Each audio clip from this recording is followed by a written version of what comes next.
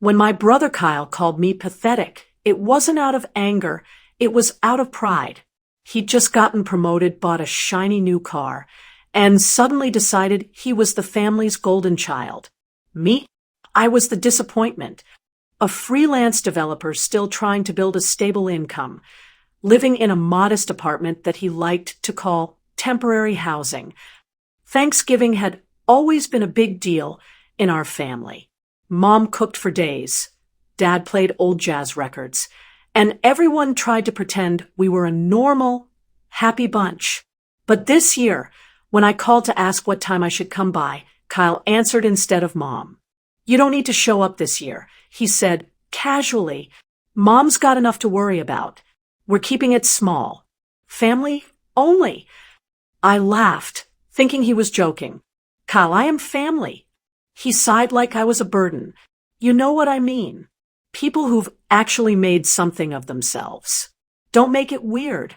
That one sentence hit harder than I expected. I hung up and stared at my phone for a long time. He'd always been arrogant, but this was different. It wasn't just him trying to show off. It was him trying to erase me.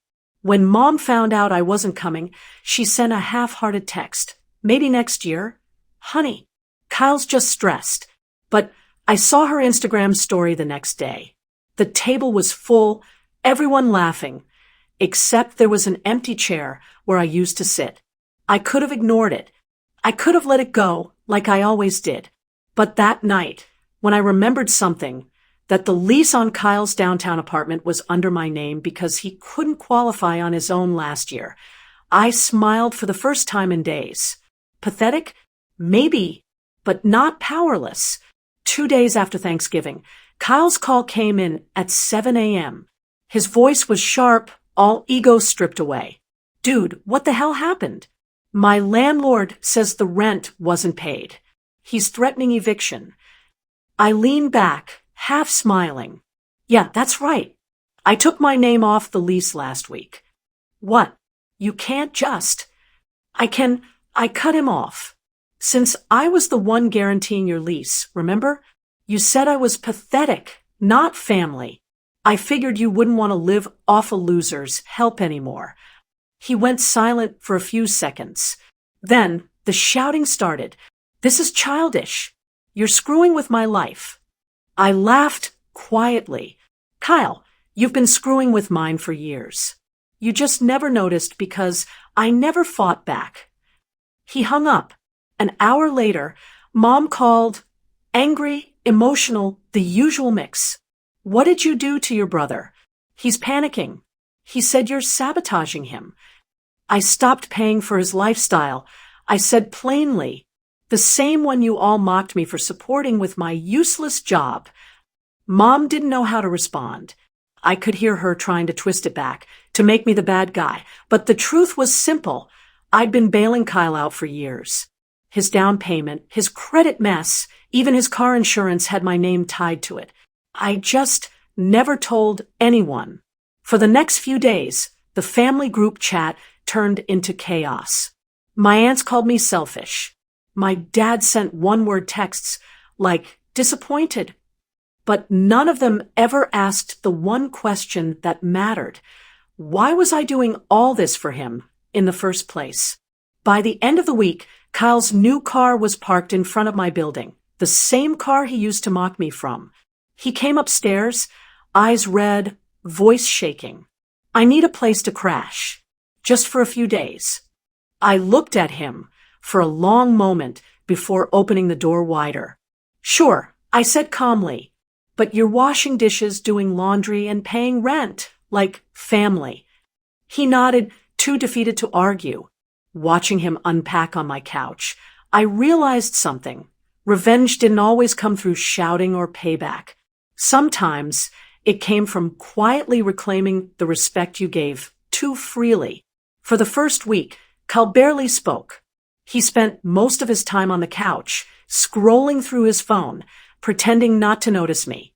The silence was thick, but I didn't mind. I'd waited years for this kind of quiet.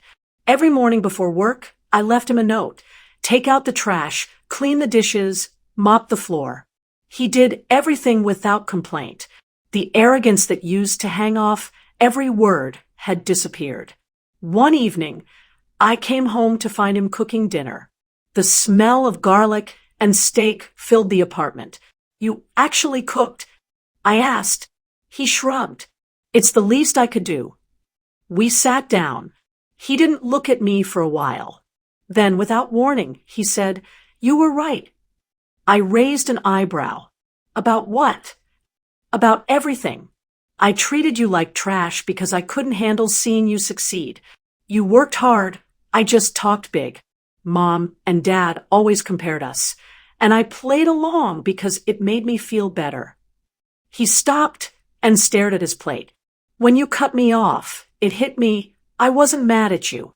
I was mad that you became everything I pretended to be." For the first time in years, I saw something honest in him. I nodded slowly. "Took you long enough." He gave a small laugh. "Yeah, guess it had to get bad before I figured it out."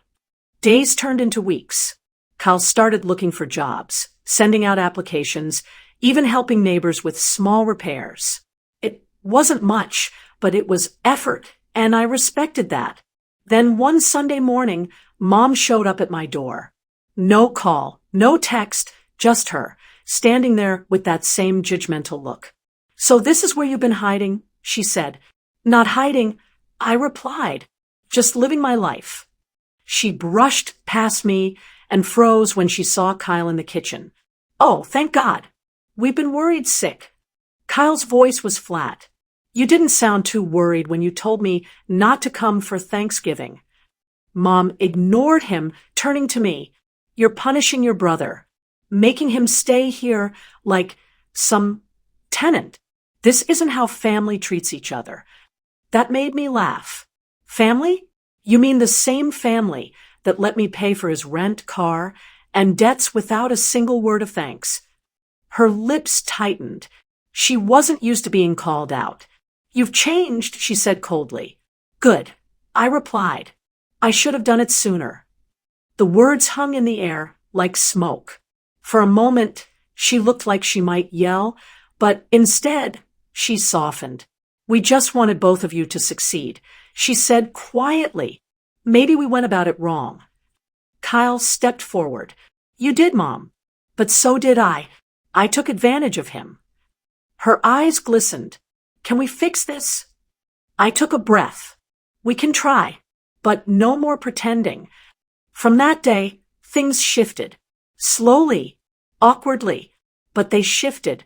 Kyle got a steady job, started paying his own bills, and for the first time, stood on his own feet. Mom began calling without hidden criticism in her voice. Even Dad reached out once, asking to grab lunch. A year later, Thanksgiving came around again. This time, Kyle hosted. The table was full, Mom, Dad, me, and right at the head of the table sat an empty chair. Kyle looked at me and smiled. "That one's yours, bro. You've earned it."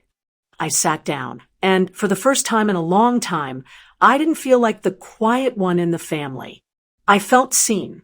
It wasn't revenge that healed things. It was self-respect. Sometimes you have to step back from the people you love to remind them how much you matter. And when they finally understand, the silence you once hated turns into peace.